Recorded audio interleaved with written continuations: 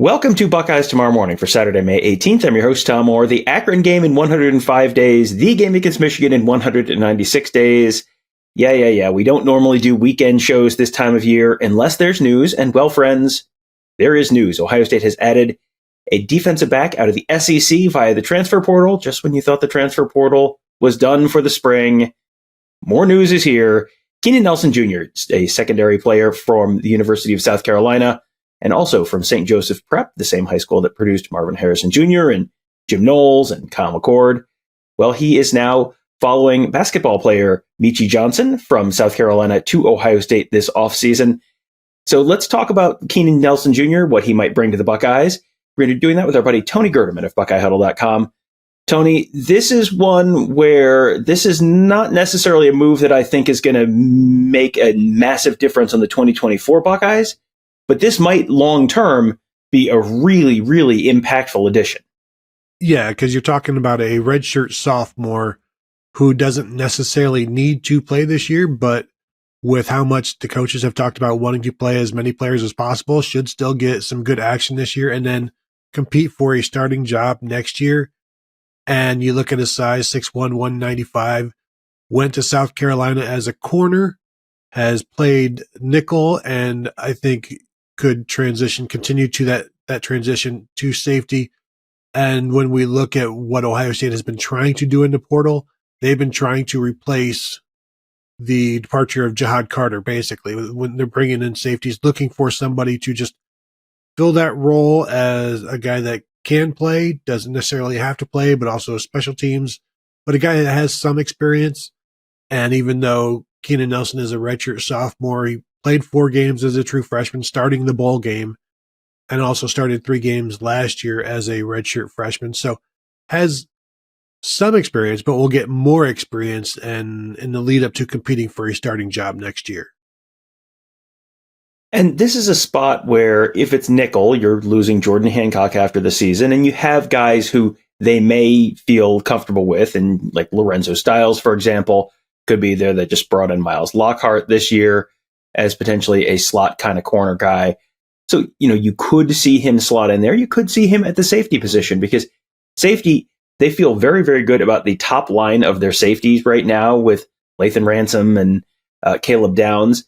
And I think they feel pretty good about Malik Hartford. And you saw some, encouraging stuff out of guys like Jaden Bonsu and Jalen McClain. They've also had a ton of turnover there over the last few years.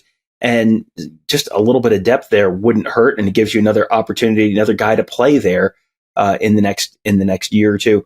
As you said, he did start the Gator Bowl against Notre Dame. That was at nickel. He started 3 games last year at nickel as well. So, I don't want to make this sound like, oh, here comes Caleb Downs part 2. But this is a guy who's now played. South Carolina is a pretty solid team. They were kind of I think they were a bowl team each of the last couple of years.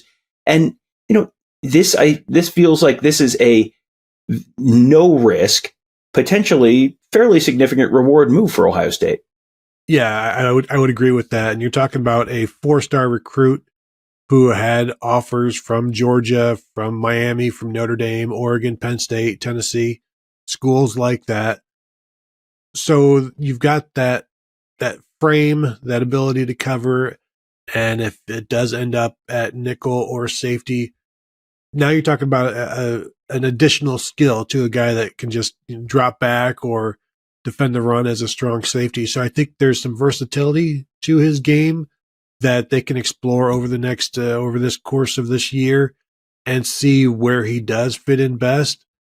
You're talking about the depth that they've lost at safety. They've also dealt with injuries the past however many years at safety.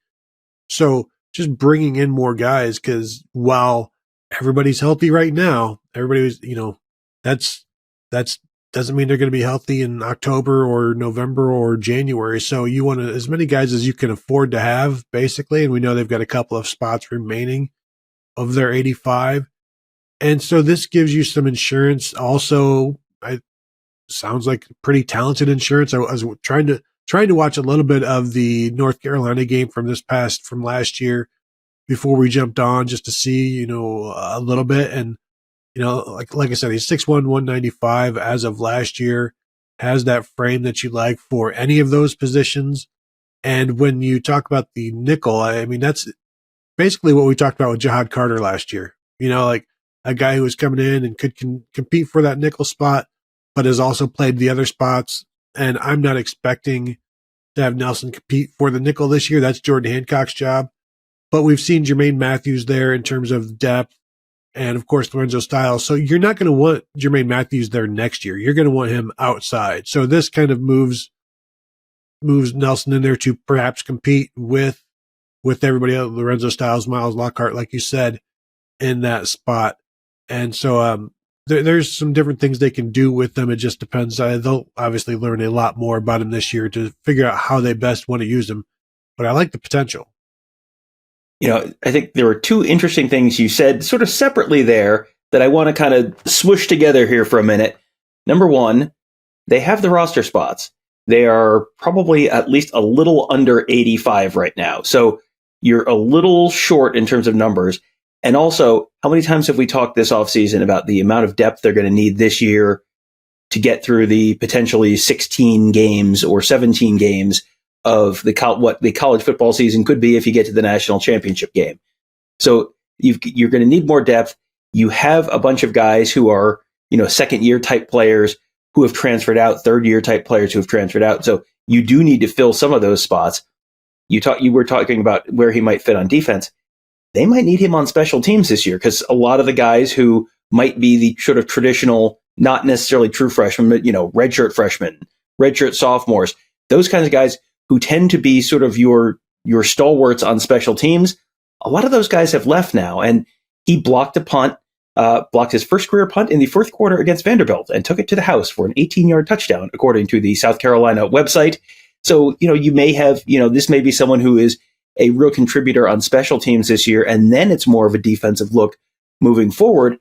But, this is the kind of profile, Tony, that fits, that a secondary player that can be a punt coverage guy, that can be a gunner on punts.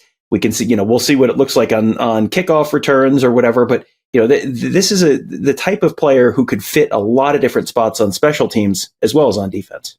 Yeah, and that's also something you have to replace with losing Jihad Carter, who was involved in special teams. So, yeah, an athlete that can do some different things for you.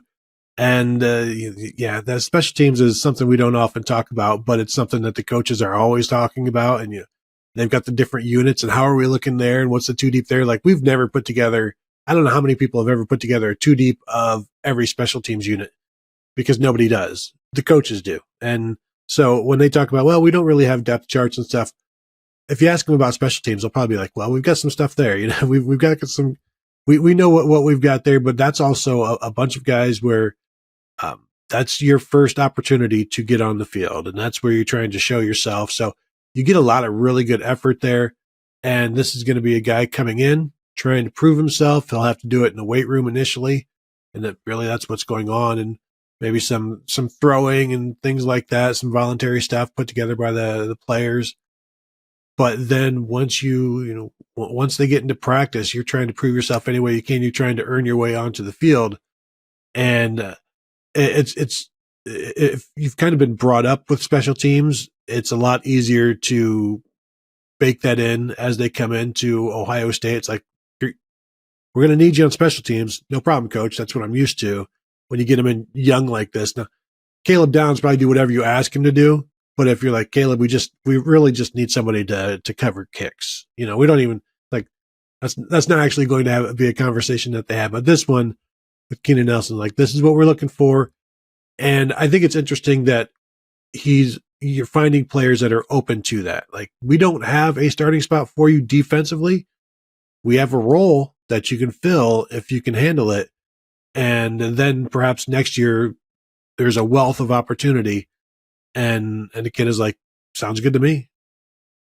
Well, and you can also, with the relationship that I'm sure Jim Knowles has with his alma mater, St. Joseph's Prep in Philadelphia, which is the same high school, as I mentioned earlier, as Keenan Nelson, you probably have a decent sense for what kind of kid is this? And is this someone who would be willing to do that? And, maybe have some of those conversations with the coach and sort of understanding who you're talking to and who you're potentially bringing onto the team before you have any actual conversations with the player. So that, that can help maybe sort of shape that conversation as well. So we will be following any other transfer portal developments in the coming days. Michigan added a safety in the transfer portal on Friday as well. So still some action there in the portal for a number of teams in the Big Ten. We're also going to be having a live show, special live stream, instant reaction to the EA Sports College Football 25 trailer reveal. They finally are putting out the trailer with some gameplay. That's coming out on Friday morning. Tony and I will have a live stream as soon as that drops, probably 11:30-ish on Friday, but we'll see what time the trailer actually comes out. So you can look for that at youtube.com/Buckeye Huddle. And of course, we still have our Southern swing going on. Mark and Kevin driving all over the South, talking to some of the best football players in the country about where they stand with Ohio State, where they stand with their recruitments in general, and much more. All of that is at BuckeyeHuddle.com right now. Lots of great insider content for you, members only. So if you want to sign up today, get access to all of that great content, you can do that at BuckeyeHuddle.com and take advantage of our annual subscription sale that's going on right now. That window is about to close. So if you want to slide in there before that closes, get about 40% off the cost of an annual membership. Get access to our whole team of insiders, Tony, Kevin, and I covering the team, Mark covering recruiting, and of course our whole team of X's and O's gurus, making you a smarter football fan, all at BuckeyeHuddle.com. That'll do it for today. Thank you guys all for joining us. Have a great day. We'll talk to you on Monday.